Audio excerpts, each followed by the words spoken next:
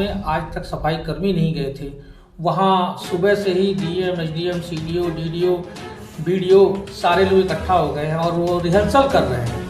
तो सर क्या है, ये काम पहले इनको करना चाहिए या अब ये रिहर्सल करके क्या दिखाना चाह रहे हैं? देखिए, घटना और दुर्घटना घटने के बाद जी शासन और प्रशासन को दिखाने के लिए कि हम एक्टिव हैं,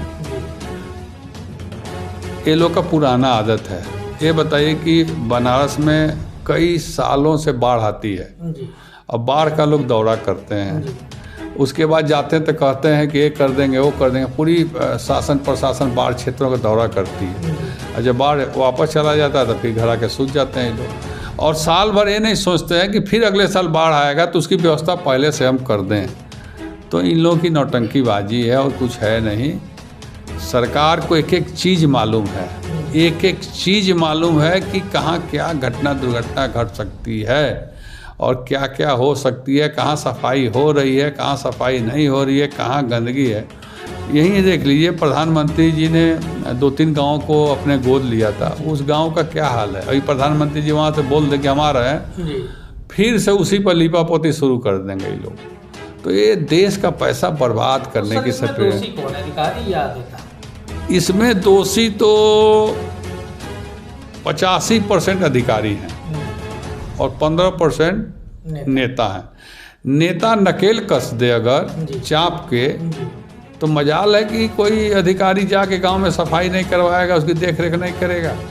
लेकिन मजबूरी है कि अब कर्मचारी और अधिकारी जो है उनको नेता को खुश करने के लिए अपनी व्यवस्था बनाते हैं। हाँ, व्यवस्था बना देते हैं। नेताजी भी आते हैं, साफ सफाई हो जाता है। अभी देखिए जाड़ा आ गया ना, जितने बनारस में गरीब लोगों का सोने का आशियाना बना हुआ है, सब उसी तरह कूड़ा गंदा पड़ा हुआ होगा। जिस दिन मुख्यमंत्री जी आएंगे, रात में घूमेंगे, उस दिन सब साफ हो जाएगा और टेंट हाउस से कंबल वम्बल मंगा के वहाँ पर गरीब को नहीं, अमीर को सुता के, गरीब बना के दाढ़ी उड़ी और सुता के उनको दिखा के फोटो खिंचवा दिया जाएगा। तो जनता तो सब जानती है, लेकिन जनता करे तो क्या करे। आशियाने पे मुझे याद आया, अभी कुछ दिन पहले हमने एक खबर की थी, कैट पे बना हुआ है गुरैन बसेरा, उसमें जिस लड़के को रखा गया वो 5वीं फेल है और उसको लिखना तक नहीं आता, तो वो क्या हिसाब किताब रखेगा, क्या रजिस्टर, ये खाना पूर्ति की गई। भैया मेरे 5वीं फेल है तो उसका तनख्वाह है 2000 होगा, पैसा देना नहीं है, फ्री फंड में रखना है।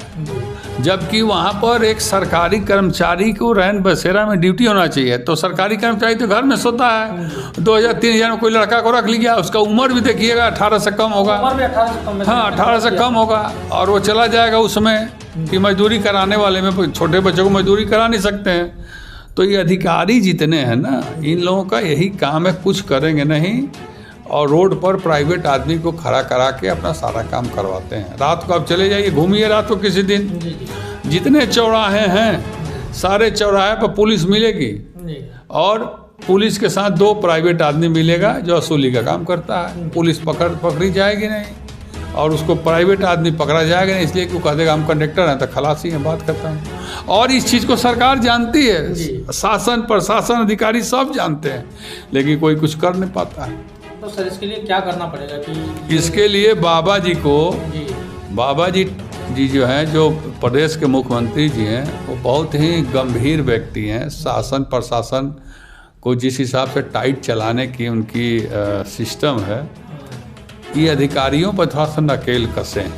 खुद मंत्रियों से तो नहीं हो पाएगा, क्योंकि मंत्री नहीं कुछ कर पाएंगे, मंत्री को तो दूसरी व्यवस्था मिल रही है। तो बाबा जी को टाइट करना चाहिए, अगर नहीं मानते हैं तो सस्पेंड करना चाहिए, नहीं मानते हैं डिसमिस करना चाहिए, नहीं मानते हैं तो उन्हें पेनल्टी ठोकना चाहिए। जिस तरह से एक बार बाबा हरदेव जी बनारस में आए थे, उन्होंने नाली खोजना शुरू किया, तो जो लोग घर पर नाली बनाए थे और उस नाली पर घर जो बनाया था उसका मकान तोड़ते भी थे, तोड़वाई भी लेते थे। तो बनारस काफी साफ। हाँ, उसके बाद प्रांजल यादव आए, उन्होंने भी यही किया।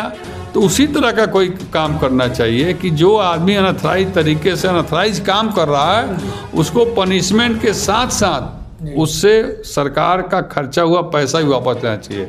कोर्ट जब किसी को सज़ा सुनाती है या जमानत देती है तो कहती है कि जमानत भी दे रहे हैं और 40,000 का बॉन्ड भी भरो, जी सजा भी दे रहे हैं और 5 लाख रुपया बॉन्ड भी भरो। जी। तो ये प्रक्रिया लागू होगी, अपने आप अधिकारी सुधर जाएंगे। धन्यवाद सर।